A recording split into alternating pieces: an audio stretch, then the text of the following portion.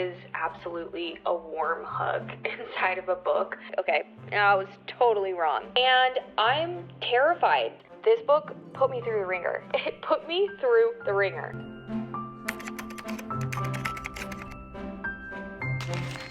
Hello, my darling friends. I am so excited to film this video for you guys. I've never done one of these, but this is one of my favorite things to watch on YouTube. For this week, I'm going to be letting some of my favorite booktubers choose my reads, which is so exciting. I've only been on booktube for about a year now, and so I definitely have my favorites that I love to watch and people that have definitely inspired me in my journey, as well as just people that I really go to for recs. I know that I can trust their recommendations, and it's always fun to just see what other people are reading. So I have reached out to a few of my favorite booktubers to see if they would give me a recommendation. I took a picture of my physical TBR and sent it to them, and I'm so excited to see what they have recommended for me. The first one who has responded is Jamie. What I love about Jamie's channel is that I can get a little bit of everything. She doesn't just primarily stick to one genre, and I feel like her recommendations have really forced me to broaden my horizons and have made me pick up and enjoy books that I might not have picked up on my own. I have not seen what she's recommended yet for me, so I figured we would kind of look at the messages live together. But I'm excited because today is July 1st, and I am ready to attack my TBR for the month, but also attack some other books that are on my physical TBR. I am kind of hoping for some fantasy, and I think that Jamie could go either way because I know right now she's really in a literary fiction, historical fiction kick, and I do love literary and historical fiction. I tend to rate those the highest because they make me feel so deeply. I feel like I learn life lessons from them. So I do think that there's potential that she could pick one of those as well. So let's go ahead and see what she picks. She said, "Hi love, oh my gosh, what a fun TBR. There are definitely so many faves I want to choose for you, but a part of me actually wants for you to read Theo of Golden and report back. I've been seeing this one pop up everywhere recently, and I'm so curious to see what you think." We can definitely do that. I actually have it on the windowsill right behind me for when I took a photo this morning, but the book she's picked is Theo of Golden by Alan Levi. I actually have so many close friends who've actually read this and recommended it to me and said that this is like their new favorite book. From what I understand, it is about like an older gentleman who moves into a town, and there's a local coffee shop that has almost 100 pencil portraits hanging around in this coffee shop, and he ends up purchasing them one at a time and then going to give these portraits to the people that they belong to, or their rightful owners, or whoever's in the actual portrait. I think it's supposed to be a story of just like human connection and relationships, and it to be more of a character study than super plot driven. So thank you, Jamie. I think this is the push that I needed because I know I'm gonna love this book, and I just haven't picked it up. So with that being said, the first book that we're gonna read in this vlog is Theo of Golden by Alan Levi.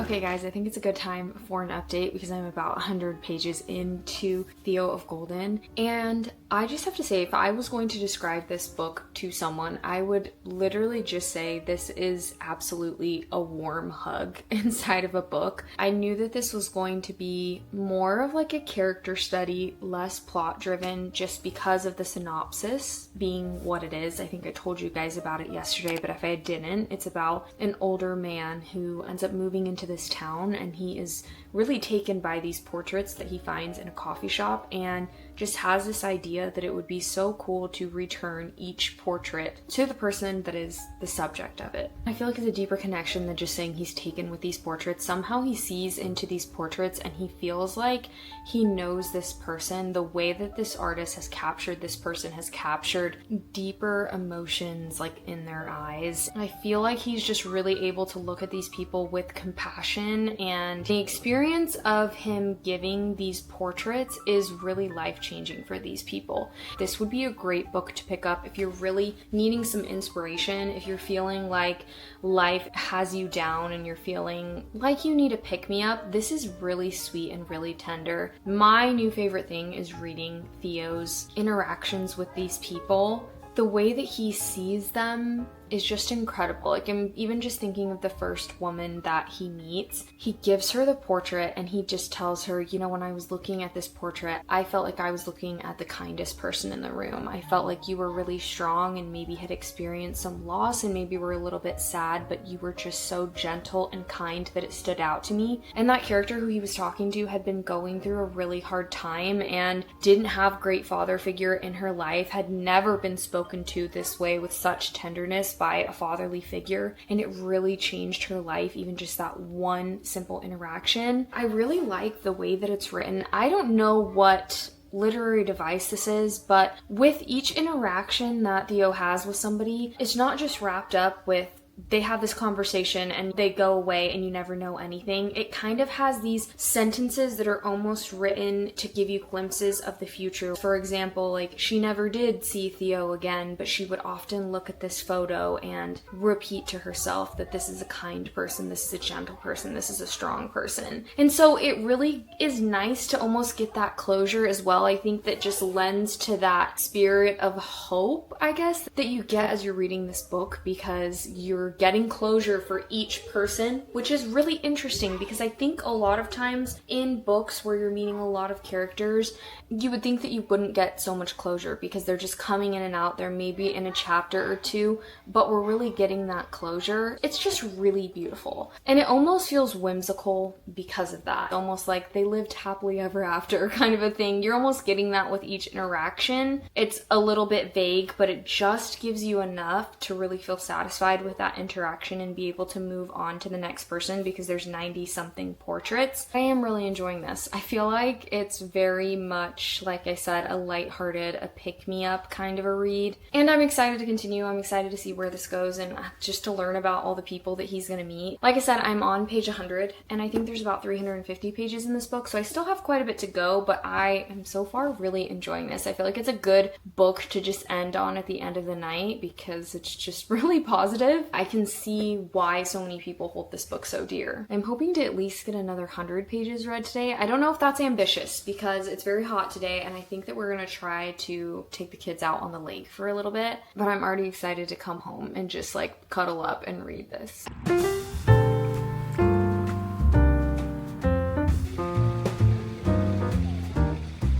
I just finished Theo of Golden. I think this book took me a little bit over 48 hours to read. And now that I'm thinking through my thoughts and my rating that I'm leaving off on, I would actually not recommend that you read it this fast. I think that this is a book that is really meant to be really thought about and one that you kind of like luxuriate on, for lack of a better word, while you read it. I think that what we were talking about yesterday with the just getting closure with a lot of the chapters and a lot of the characters that kind of come and go throughout the story really make it something that I feel like you could sit on this book for a while. You could come and read a chapter or two and really get that satisfaction, almost like you're finishing the book, because it really does start to feel like a book of fables the way that it's written. Again, so interesting the way that he chose to write this, but it really makes you feel like he definitely wrote this with a purpose of teaching a specific lesson to the reader rather than just entertaining or evoking emotion with a character study, if that makes sense. I really liked this book, and in fact, while I was reading it, I thought that this would have been a good book to annotate because there was a few lessons being taught, or just our characters having a few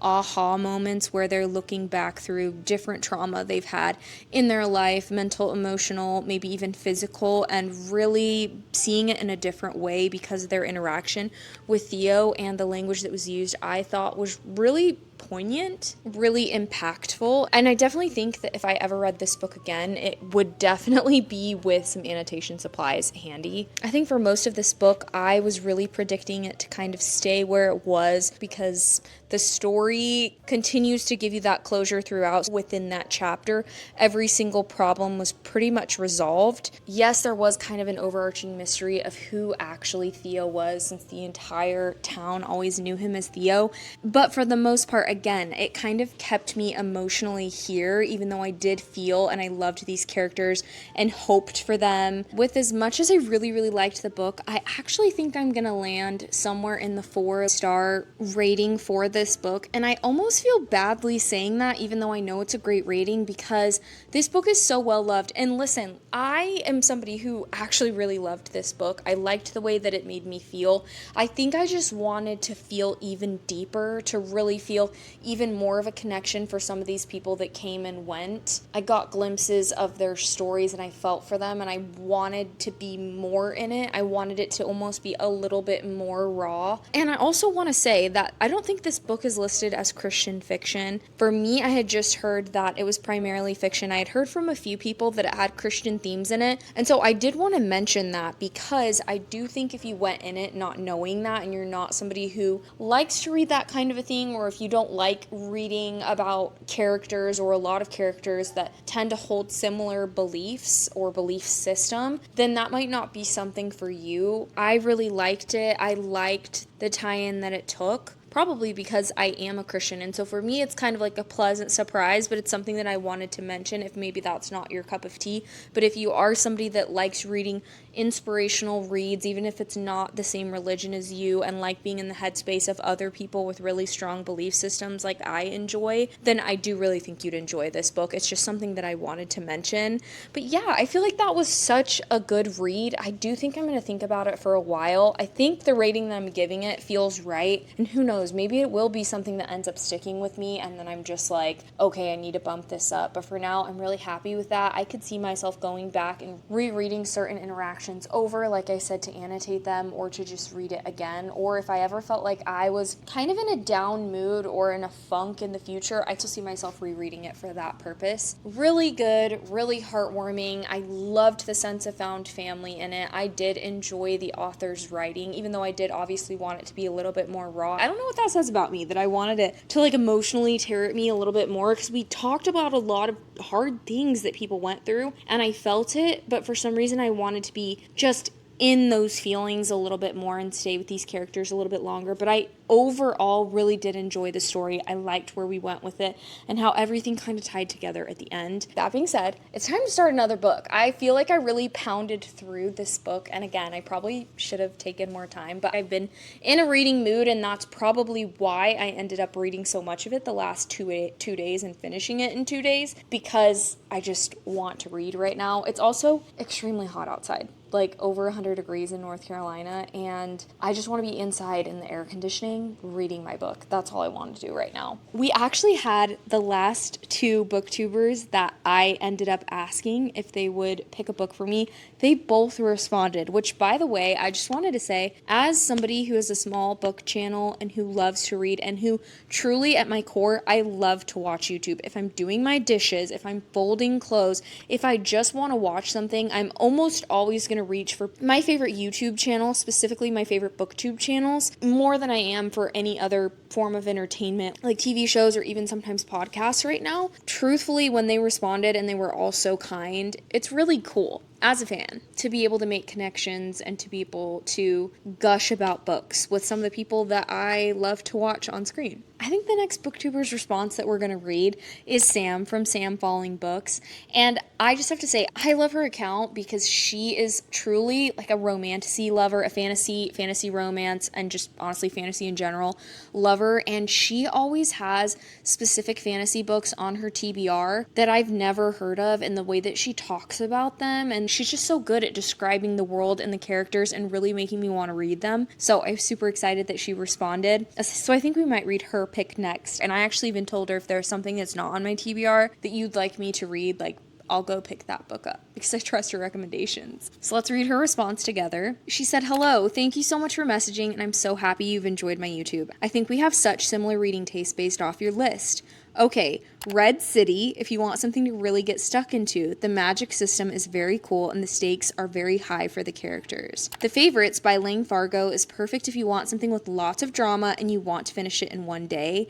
And The Night We Met is one of my faves, just a great romance." Okay, so she gave us some options, which thank you for that, by the way. I think the one that I'm going to go for is Red City, just because I really am in the mood for a little bit of a different change of pace from Theo of Golden, which was still so fun to read. It really is such a good read. I also think that this is a book that Jamie loves, and I think I ended up buying this or getting it from Book of the Month because of her recommendation. So that's also really cool. I'm gonna go grab the book and then we can just get a little synopsis from that. Okay, so I grabbed Red City off my shelf. I never know if I should just read the synopsis to you guys or just tell you what I've heard about it and what I think it's about. Maybe that would be more fun, because then as I read and I do my update, then we can just be like, okay, I was totally wrong. But I believe in this book, we are set in a modern day city. It's an urban fantasy, and it's kind of a spin off of Romeo and Juliet, which makes me worry it's going to break my heart. But I'm excited because another urban fantasy that I ended up reading that was a spin off of Romeo and Juliet was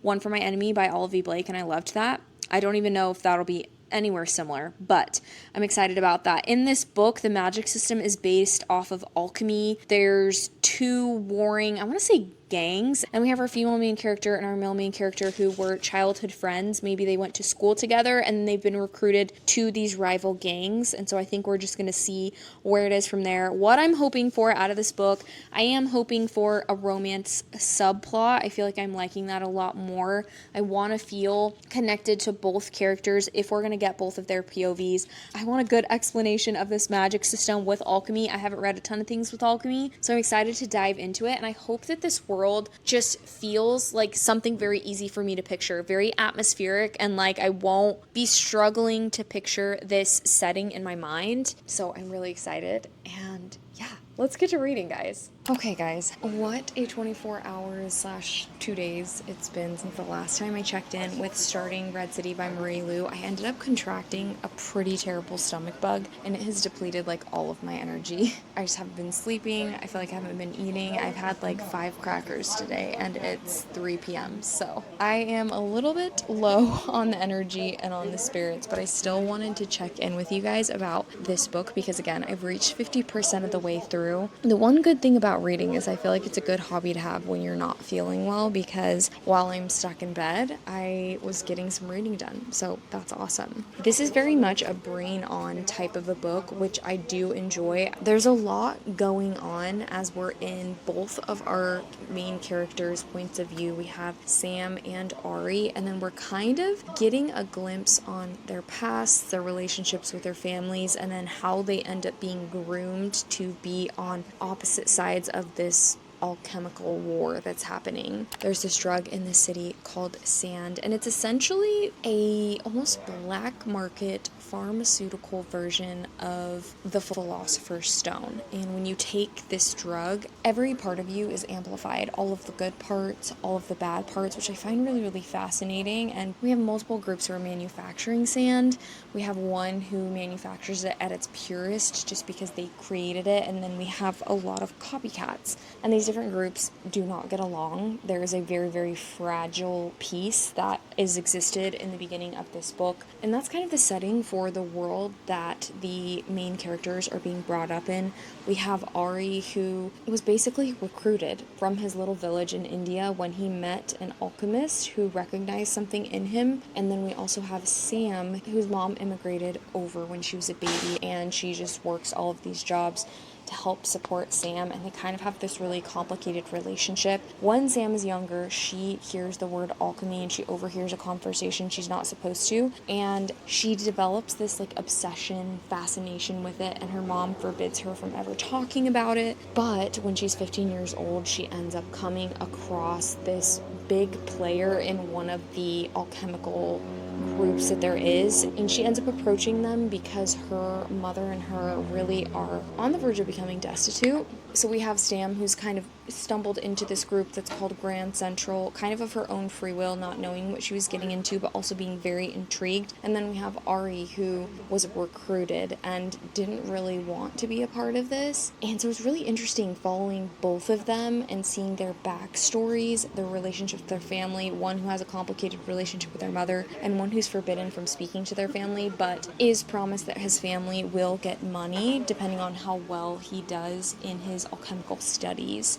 And then we have the two of them who are in the same classes at school who form this friendship because they are both kind of seen as other in different ways. They start writing notes to each other and kind of becoming closer, but they stay very surface level. They never talk about alchemy with each other. And it's really, really interesting as this goes on because you're kind of like almost wanting to scream at your characters to be like, just talk to each other. Like, they will understand you. They will know what's going on. But also, if you're part of these groups, you are forbidden from speaking to each other. So there's kind of that angle. You finish part 1 and our main characters have kind of said their goodbyes. They have just finished graduating from high school and they know that their prospective work, because of its secret nature, they will not be able to keep in contact very often. And so in the second part of it, now we're kind of getting to this point where they're meeting as adults and they are finding out that they are each on different sides of this work. I'm also kind of fascinated by Sam's fascination with one of her mentors. For some reason, I'm picturing him in my head as Kaz. She has this fascination with him and he is just very aloof, sees her as a child. And then we have Ari and Sam's fascination with each other that's almost like this young love, and kind of seeing that evolve and how they still think about each other even when they're separated, and the pain in both of them when they end up seeing each other again on other sides of this war. The more that I read of it, the more I am hooked. I feel like now that I've been able to grasp the world, it kind of happened around 40% of the way in, where I wasn't feeling like, oh my goodness, I need to take a break to just grasp everything. But now I feel like I'm in the world, I'm hooked, the plot is thickening, everything's ramping up, there's definitely high risk, and I just want to see what's going to happen with our characters. So really excited to continue reading this. I am going to try to get myself well, so even though all of me wants to just sit down and devour this book, and I think that I might get a lot more reading done today, it kind of just depends on what I can do. Even right now, I'm like, okay, I need to go inside and maybe try to eat something because I'm feeling a little bit faint. But I just wanted to talk to you guys about this book before I end up just finishing it and not giving you guys an update on it. But yeah, I'm just going to take it easy, and hopefully that means a lot of reading, and it might not mean a lot of like behind the scenes filming like I like to do. I might just be hopping on for my updates, but hopefully by the time I finish this book, I'll be completely restored to my normal self and be healthy and everything, because we do go back to work tomorrow. So good so far, definitely hooked, and I can definitely see why Sam chose this book for me and why she really, really enjoyed it. So yeah, can't wait to see where her characters go.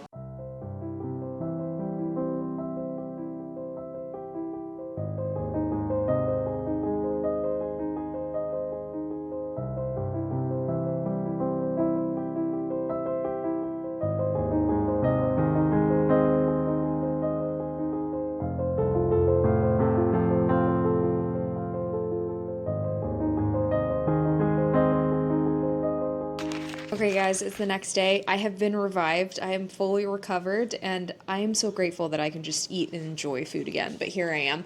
I actually did finish Red City yesterday. I, again, was on my deathbed, so I just pretty much read the rest of the day, and I did end up finishing it. I really enjoyed this, guys. I'm so glad that Sam pushed me to read this, because I feel like it's one of those that I knew that I was going to love, like deep down I knew I was going to really like it, but for some reason that also intimidates me. I am that kind of person though, that if I know I'm going to love something, sometimes if I don't pick it up right away, right when I get it, I just keep putting it off and putting it off and putting it off, and that's what happened with this one. But I really, really ended up liking this. I think one of my favorite parts is just with the ending. It took so many twists and turns, and the way that we ended, even now, I am just so excited to read the next book, because I have so many questions and I'm making so many theories on where this person is, and if this person survived, and if this person's going to be here or doing this, or why this person's still doing this at the end of the book. And I feel like that's just the mark of a good book, that it just leaves you with questions but also makes you just want to continue on. And I think that the next book in the series could potentially be a 5-star prediction for me. Final thoughts on it. I think more than anything, I just really loved our characters. I loved the glimpses that we got of each of them. I loved how we got really good yearning throughout it all, but it didn't overtake the story. Like, I loved the plot. I loved being in Sam's point of view, where she was not a perfect character. She was really, really struggling internally. She wanted to be seen, and so she chose this way, joining this really dangerous gang. Like, yes, she was doing it because her and her mom were destitute, but I also think it was because she wanted to be seen and her mom wasn't seeing her. And so she felt like getting power was the way to do so, especially with her specific abilities. Like, could you imagine that you want so desperately to be seen and your specific ability makes it so that people don't notice you? That just really is intriguing, and I think that's kind of a stroke of genius on Marie Lu's part. I also, again, loved on the other side of it, where we're getting Ari's point of view and we're really seeing all of the things that he's having to go through and kind of how he's having to sacrifice, I almost want to say like his morals. He's kind of having to sacrifice the person who he would have become if he had been left with his family in his home country, and now he's being forced to become this whole other person. And you're kind of seeing him really struggle with that, and then struggle also with his love for Sam and how choices that he's having to make right now could potentially be betraying her. And I really loved it. I really, really liked it. I liked our side characters. I even liked our villains, or our quote-unquote villains in here. I was really intrigued by their stories. I want to see how and if they're going to come back and show up in the next book. I think that I'm going to land on a 4.25 for this book. I really, really enjoyed it. I think towards the beginning, it took me a little bit to get as gripped. I wanted to get there even faster. I also really, really liked the magic system, and I almost wanted even more of that. I don't even know how to describe that. But yeah, I think this is really, really good. I can see why everybody's loved this book. I don't think I've heard a bad rating for this. Also, in the acknowledgments, I just wanted to mention that she mentioned a book that she said changed her life. Let me see if I can go back and find it. It's something about trees, I want to say. Let me see here. It's called Peter Wollobin's The Hidden Life of Trees, and she says it shifted her perspective on the world, and she still thinks about it all the time, which is really, really interesting to me. Whenever I hear an author that I've enjoyed their writing say that they have a favorite book, or they have a book that's really inspired them, that immediately goes on my Goodreads list. So I'm going to add that on there. Moving on from this incredible recommendation, thank you, Sam, again. I unfortunately have had my last recommendation spoiled for me by Instagram. You know how when you go under your DMs and you kind of see a preview of the message before you even click on it, even if it's unread, it gives you a preview of the message. And that kind of spoiled the surprise for me with this next person. But first, I wanted to mention that the final booktuber who I'm going to be reading their recommendation is Freya. I love watching her videos. I love her. I feel like she is just sunshine personified. She is so happy, and I feel like she just gives such a light to this space. I love that, because I think that social media in general, and even the book space, which is crazy to me, not really on YouTube I don't feel, but sometimes like on TikTok and other places, it can be very much a downer at times, and she is totally opposite from that, and so I love following her. Unfortunately, her choice got a little bit spoiled for me because of Instagram's like little previews of messages, but I'm still going to read you her message. And she said, "Oh my gosh, okay, I have to do Jade City, an absolute favorite. I hope you enjoy." And I'm terrified. Not because of Jade City itself, but because I just finished Red City. And now I'm moving into a book called Jade City. And I've heard these compared a little bit, that if you like Jade City, that you could like Red City. I believe that in both of these stories too, they're both urban fantasies. I want to say they both take place in like a magical version of a city that actually exists. And I believe it's also warring sides that also have a magical substance that enhances abilities. Where in this one we have sand, in Jade City we have jade.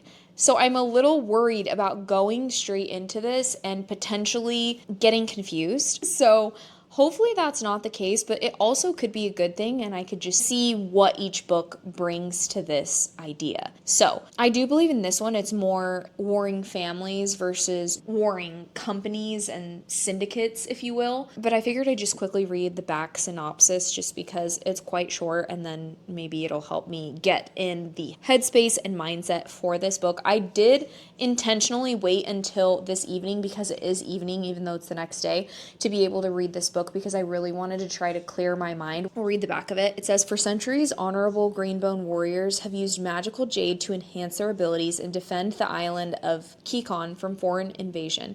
Now the war is over, and a new generation vies for control of Kikon's bustling capital city. 4 siblings of the powerful Call family must prepare for battle, and the fragile peace between the clans is about to break." Okay, so here we're following 4 siblings that I think are all going to be on the same side, so that could be a definite difference, whereas in Red City, we're following one person on each side. They're not blood related. So I am excited to see how that kind of plays into it, of it being more of like a dynasty or a family. And then yes, we do have a substance that enhances abilities. I've heard a lot of people say that this is like The Godfather, but a fantasy. So I'm kind of intrigued by that. On the front, it says family is duty, magic is power, and honor is everything. So yeah, I am excited to see about that. So this is going to be the last book that we're going to pick up in this vlog and hopefully finish it before the week is over. I'll probably get a little bit of reading done tonight, but I am actually taking my kids to a movie tomorrow and I'll probably get some reading done there. One of my mom hacks for interrupted time reading is during the summer there's free summer movies, or on Tuesdays they have like $5 movies, and I will take my kids to go see a kids movie. Sometimes I'll watch it with them. Sometimes it's a movie I've watched before and I don't much care. And I just buy the seats all the way in the side of a movie theater where I can't bug anybody. I'm like all the way next to the wall. My kids are next to me, and then I bring a book light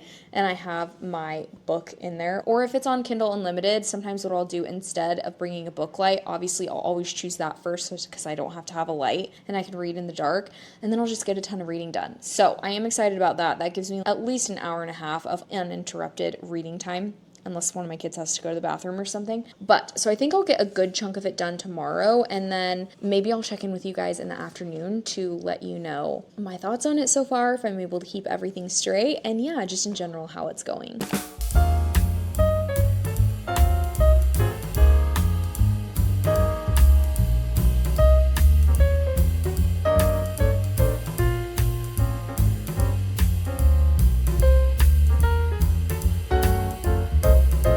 We are 120 pages in to Jade City, and I think the story has been really good at getting me gripped into the story so far. I definitely feel like I've been thrown in, and I'm just trying to learn everybody and figure out who everyone is, what we're doing, who's on what side, what each person's role is, and I feel like it's a whole new lingo because each person that's in this family has a different type of role, and it's called something. We have a position called the Weatherman, who seems to be more of the advisor type, and then we have the Horn, who would almost be like the head of security or the head of an army almost, and then we also have Fists, who are underneath the Horn, and then Fingers, who are underneath the Fists, and then we have the Pillar, who's the head of the family. And so it's just a lot to remember right now. I'm having a great time with it so far, though. I do really feel like Fond du Lis, again, puts you right in the story and really makes it so that you're gripped. You want to know what's happening next. We're getting all of these different perspectives of different family members in this specific family, this specific, almost like a dynasty, if you will. We're learning about Jade and its effects on people and how it can enhance abilities. I feel like I still don't know much about it. I think I'm hoping that I get to know more about it, because right now all I know is that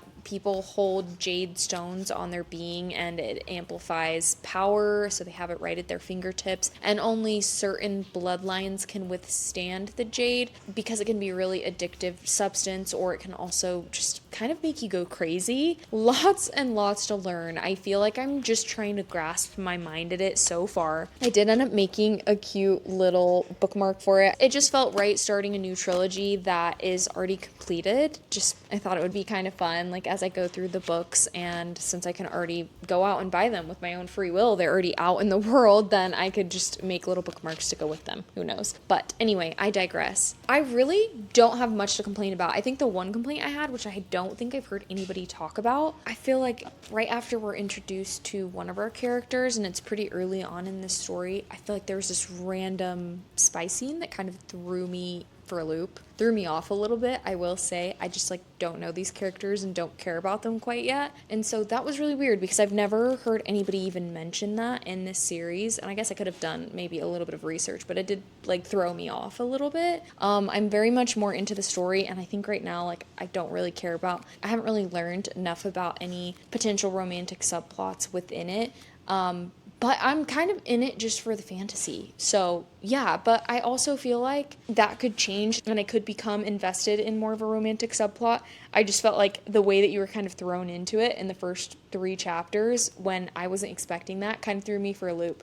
But overall, really excited to continue reading this. I have quite a bit left. I do believe this is about like 500 pages, I want to say. I'm trying not to spoil anything. 495 pages. So I'm 120 pages in, so I'm just about a quarter of the way through the book, and I feel like a lot can still happen. I don't think I read as much as I thought I was going to earlier. I ended up bringing it with me to the movie theater, and I put some brown noise on like I almost always do. I had it on my Kindle, and about 2 chapters in, I was just falling asleep and basically passing out as my kids are watching this movie. So that idea backfired on me a little bit, but I am excited to read some more of this tonight. I would really love to get to the halfway point tonight. I just don't know if it's going to happen. We'll see. I do feel like in this copy, it is relatively big words on the page. However, I feel like I'm not the best judge of that because I was just talking to one of my friends who came to the movies with me, and I was just talking to her about reading Starside, and I was like, I feel like those words were really big on the page, and she was like, no, they were not. They were tiny, and I'm like, oh, okay. But regardless, I do feel like this is a book that I could fly through. Again, it's very addicting. I feel like every chapter being in a new perspective, pretty much. Not a new perspective, but we're just switching perspectives, is really moving the story along, and there's a lot of kind of action or high stakes kind of happening right now. My favorite character probably so far is the Pillar, Lan. I'm really intrigued by his demeanor, by the way he approaches things, and just his position. But so far, I really like pretty much all of the characters I've been introduced to, so I'm really excited to continue, and I'll just hop back in when I have another update on this.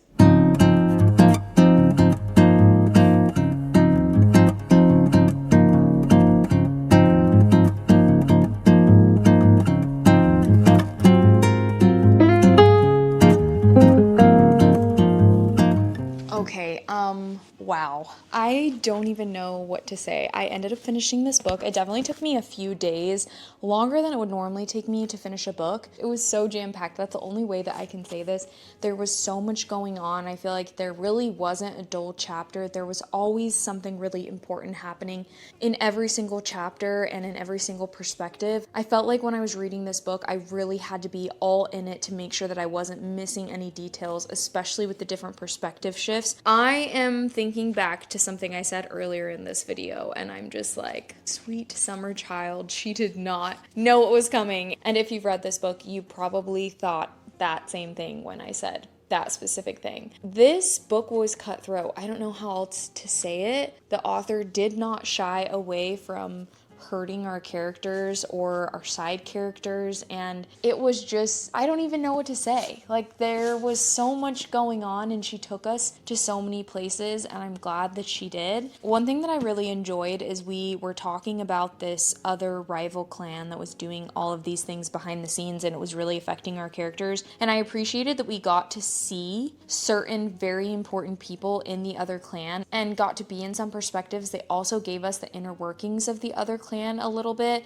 which I really liked, because I think a lot of times in some books we just get one perspective and we're not getting the other side, the inner workings, and I want more of that. So I really appreciated that this book did that. It felt very full. It felt very much like a complete world, like the author thought of everything. The last part of this book, I was pretty much sweating. My husband was sitting next to me playing his video game, and I just had to keep on interrupting and being like, I just can't, like, where are we gonna go? What's gonna happen to our characters? And so I really, again, applaud the author for making a story that made me feel like that. I think I'm gonna settle on a 4.5. I think that the last probably third of the book or half of the book really was pretty much perfect for me, was pretty much 5 stars for me. I think the first part of it, because so many different things were happening, I felt like when I put the book down and when I would go to pick it back up, it wasn't to the point that I was like, I've got to pick up this book, I've got to pick up this book, I've got to pick up this book.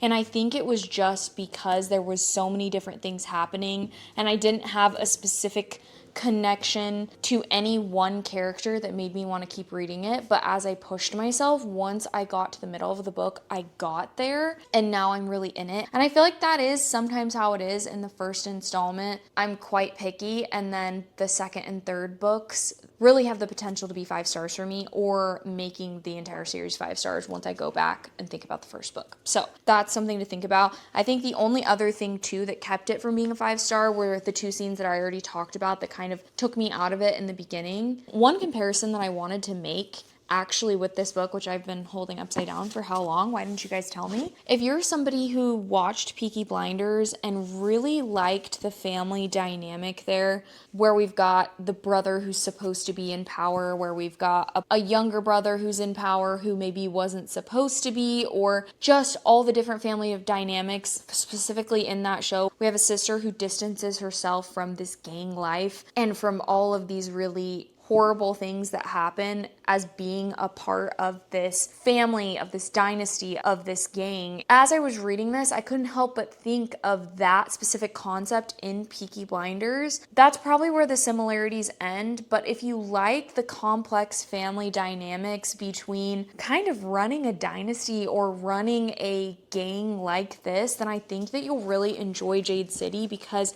it really gave me the same feelings as far as that. I also really liked the cultural references in this. I feel like it just really lended to making this book more of a lush read, more of a fantasy world that I could picture in my head, and just more rich, if that makes sense. But yeah, I really liked it. I am excited for the next book and also scared, because this book put me through the ringer. It put me through the ringer. I cannot believe I'm saying this, but that does bring us to the end of this video. We ended up reading 3 different books, and all 3 books I rated highly. I'm especially grateful to Jamie for giving me a little bit of break in fantasy, because I feel like I was begging for fantasy in my mind and even on this video. And then little did I know that I was going to have 2 fantasy books that had such similarities and also such complex worlds or magic systems that were happening, family dynamics that I really needed my brain on for. And then we got Theo of Golden, that I feel like was just a fun, happy, inspirational read in the midst of that.